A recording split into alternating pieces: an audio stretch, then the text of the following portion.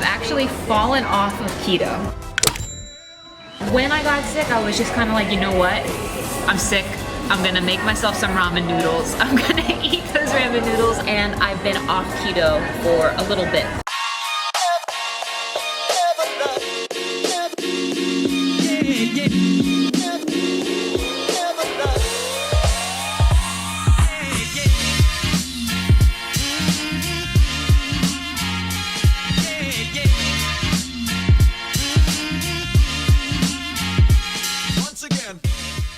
A few months back, I did a very hard video, and that was my video where I explained how I gained 20 pounds and how that has been a really big thing for me, especially as a fitness professional, to put myself out there and being like, look, I weigh more and this is just what it is.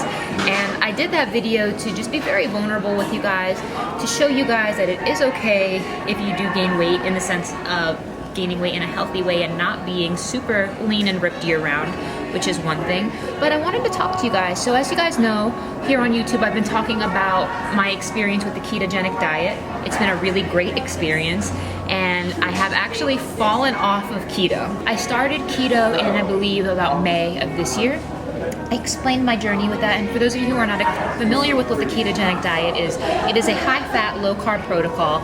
It's really great. If you're fueled off of ketones, you use fat for fuel, you're no longer having carbs, yada, yada, yada. And I did that for a while, and it worked really well until I got sick. So I got sick, and I'm talking like lost my voice sick. Probably, you know, just from overworking, this, that, the other. I had strep and all that good stuff, but it's actually not good stuff, but I got sick. And when I got sick, I was just kind of like, you know what? I'm sick. I'm gonna make myself some ramen noodles. I'm gonna eat those ramen noodles, and I'm being very just transparent and honest with you guys. And I've been off keto for a little bit. Now, I am actually back on keto, and I wanted to talk to you guys about when these types of things happen, about not beating yourself up over it, because it's all too common that, you know, life is going to happen. When life happens and you fall off track, like, am I gonna sit here and beat myself up? I tell you guys when I talk to like my clients one-on-one, guilt is a useless emotion. It accomplishes nothing. All you can do is just pick it back up to the best of your ability and keep going. I think that so many people have this all or nothing mindset where it's like, you know, I'm either going to be perfectly going to the gym 5-6 days a week, you know, or I'm going to be perfectly meal prepped. I'm not going to do anything off menu. I'm not going to, guys, that type of mindset is not conducive to long-term success, and this is why.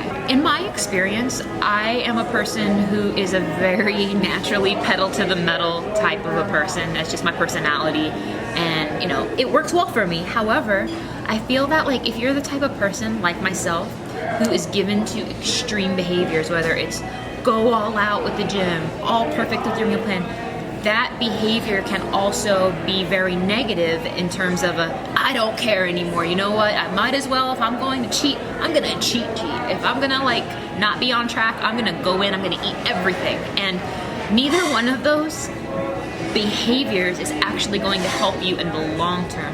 What I suggest you guys is that you look at it like this. I think if you have a social situation, like if you're traveling, you have a vacation, it's your birthday, it's your best friend's wedding, whatever, I think the best way to go about those situations is going into them, obviously, okay, know your BMR, know your total daily energy expenditure, and just don't gain weight as a result of going to these things. I know that sounds crazy, but like, just know your upper limit boundary for what maintenance calories are on those things. Don't expect to make progress on those days. Don't expect to miss out on life, guys. That's just stupid. Like, I want to preach a balanced lifestyle. That's something you can actually stick to, you guys, because it doesn't matter if you're perfect. No days off for 2 weeks, 3 weeks, 4 weeks.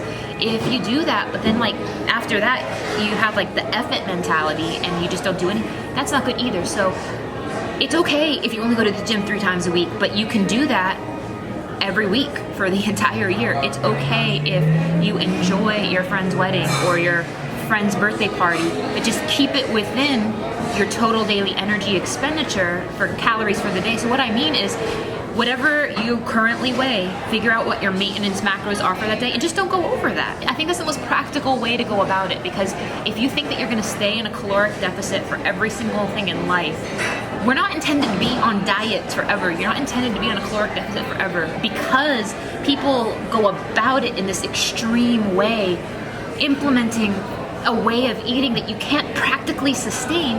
That's where the problem has been, and that's where you don't want to get started again. You shouldn't have to get started again. What should happen is you are like, this is how I eat now. This is how I live now. This is how I go about things now. It shouldn't be okay, well, I just need to suck this up for a couple weeks until I get to where I want to be. I encourage you guys to not go about that mindset, and I've struggled with that for a very long time personally. Do I want to show you guys that I'm perfectly following keto day in, day out, every single day? Yeah, that'd be cool, but I'm a human, and I want to lead by example, showing you guys I got sick, I fell off of it, and that's okay. It's okay to fall off, it's okay to get back on things, because that's real life. And if we need to sweep real life under the rug, I can't help you, and I'm not going to be of any service to anybody, because the reality is, I think too many people on social media are portraying this image of perfect, and while that's inspirational, I'm all about looking up to people for body goals and this and that, because it's inspiring. But if we can't be real with one another about, you know what, this is how real life is, this is what it is now, this is how I'm eating now, I'm not gonna pretend that I'm eating perfect when I'm not, you guys.